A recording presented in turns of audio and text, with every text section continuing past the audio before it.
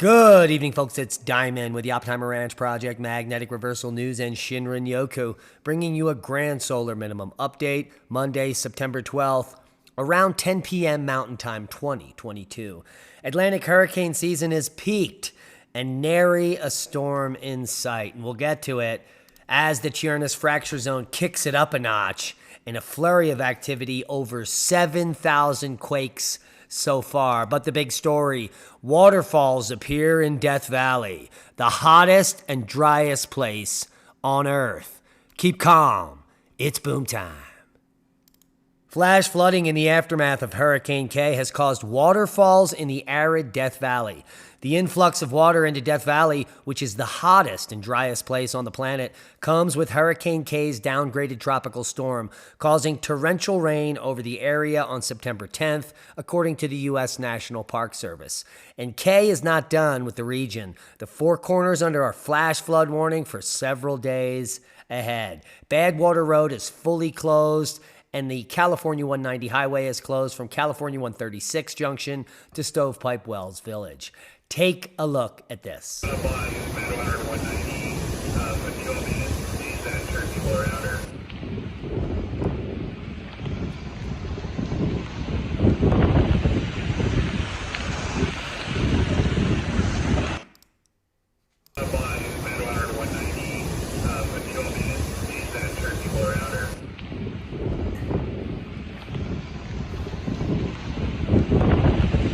Amazing.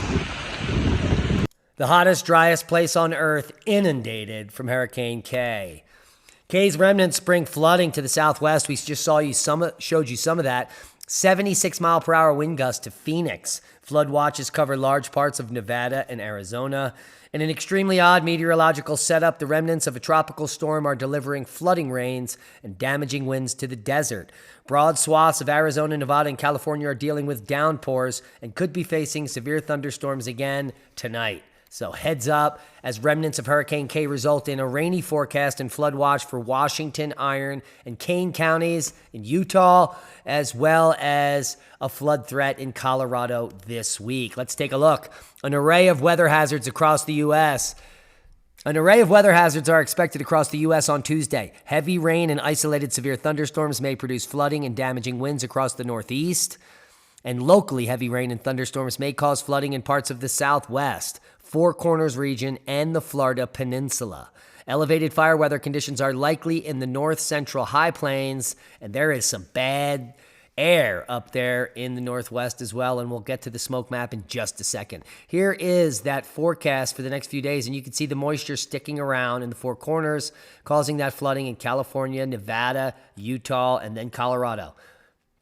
That's a Tuesday, Wednesday, Thursday flood sweep. And then later in the model, there is a tropical storm that may come up Baja here and add insult to injury, flooding rain to Arizona. And so we're going to keep a close eye on that. That will be early next week.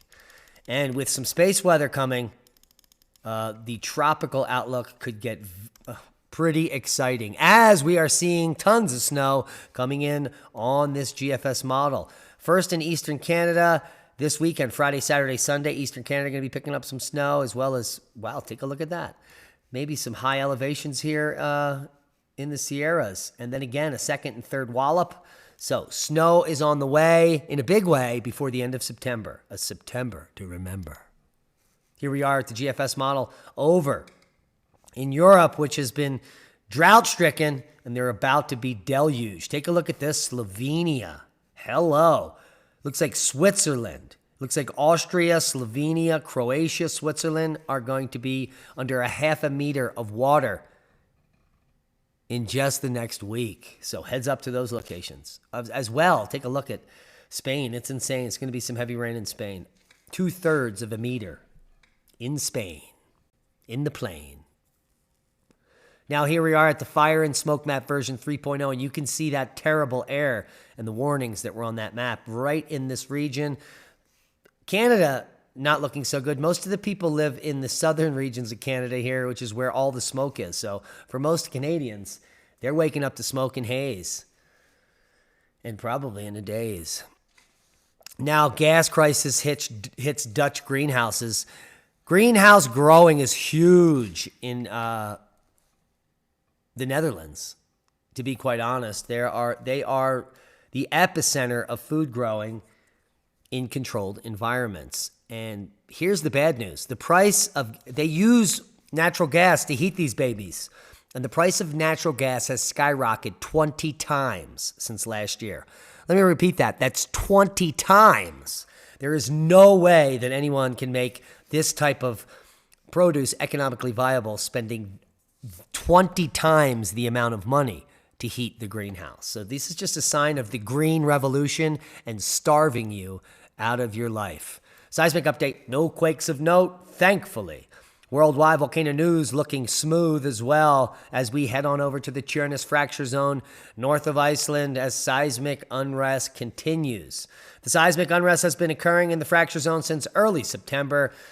Like I said, it's September to remember, and it was waning off yesterday in the report and kicked up a notch exactly at midnight, and it's been going strong ever since. Now over 7,000 quakes detected since the activity started at Grimsey. The largest earthquake is still 4.9 on the 8th of September, and the largest earthquakes have been felt widely in the north of Iceland. The last large seismic swarm in this area was back in February of 2018. So we'll keep a close eye on it for you as we discuss peak hurricane season. Now, this should be the absolute peak hurricane season, but it is dead quiet out there.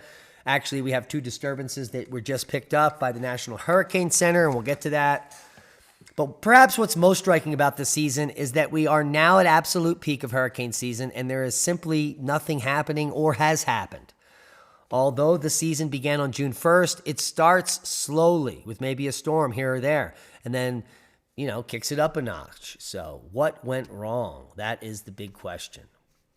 Well, we'll see soon because space weather is picking up, and we're still up in that peak through mid-October. This is really the peak here, mid-August through mid-October. And so we still have some development potentially happening. These two don't look too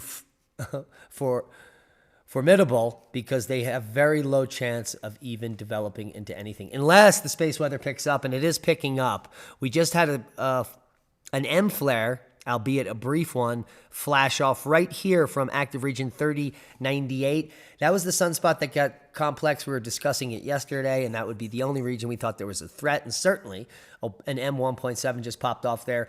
Very small, impulsive, and if any coronal mass ejection, it would be minor at best. But what we are waiting for is this active region to turn around the limb here, and this is the one that sent that big boomer off the backside potentially. So with these plasma ropes and this type of activity, this is the departing spot. This is the active region that just shot off the M flare.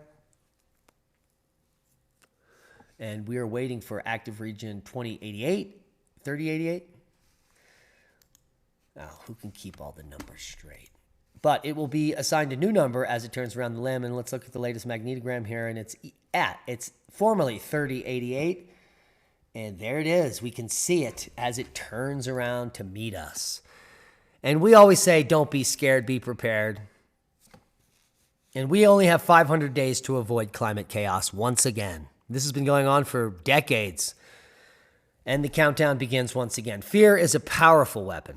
The threat of an impending climate catastrophe has been used to control the global population for decades. And it's time we all woke up.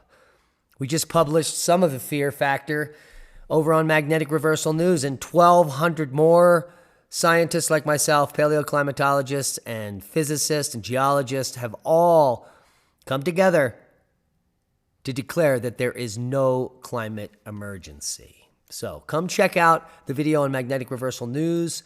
It will be linked at the end of this video. 1,200 scientists and professionals declare there is no climate emergency. Now, the political fiction that humans cause most or all of climate change and the claim that the science behind the notion is settled has been dealt a savage blow by the publication of the World Climate Declaration. You just click on this and you can get the World Climate Declaration for free. It is a PDF, 38 pages, on all of the lies exposed before your very eyes. And you can share it with folks that are on the fence or absolutely delusional about anthropogenic global warming. So Check it out. Kentucky's Mammoth Cave system, already the world's largest, grows by 6 more miles. Now, this is going to be a great place to survive and thrive in a catastrophe. There are over 426 miles of passages in Mammoth Cave in Kentucky. And we're keeping it plucky. Now, what's the world's oldest civilization? Well, many fuddy-duddy scientists say it would be Mesopotamia. But they couldn't be further from the truth. There is evidence of a megalithic culture, the likes of which we can't even fathom, that existed on Earth prior to the Younger Dryas catastrophe. So this is a civilization prior to 12,900 years ago, the beginning of that event. So that would have been a civilization that developed around 16,000 years ago or even older. And that can't be the first one, because we have been recycling ourselves for quite some time now. Now, this just in, the 2020 food shortage simulation predicted a 400% increase in food prices by 2030. This is similar to many other simulations that have been going on by the elites that have all been spot on. Now, let's see how it rolled out.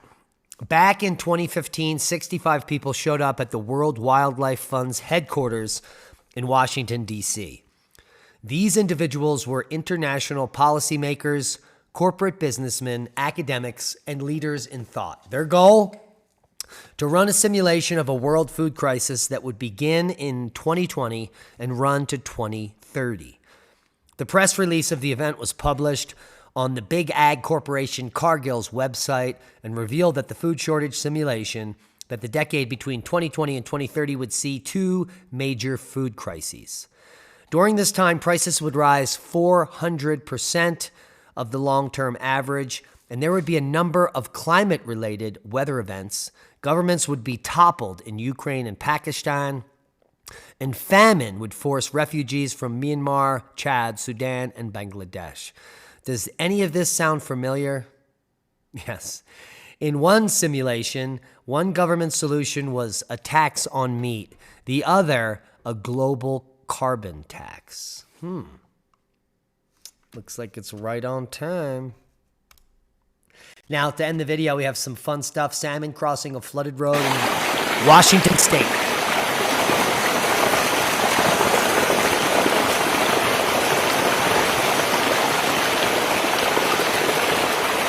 Come on, guys, you can do it.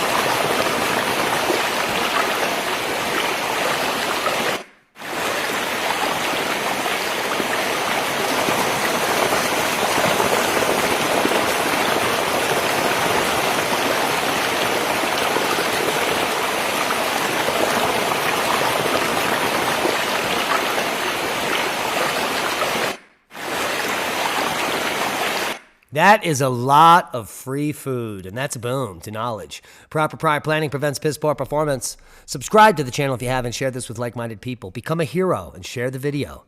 Become a Patreon. Support the work we do. We love you. Be safe.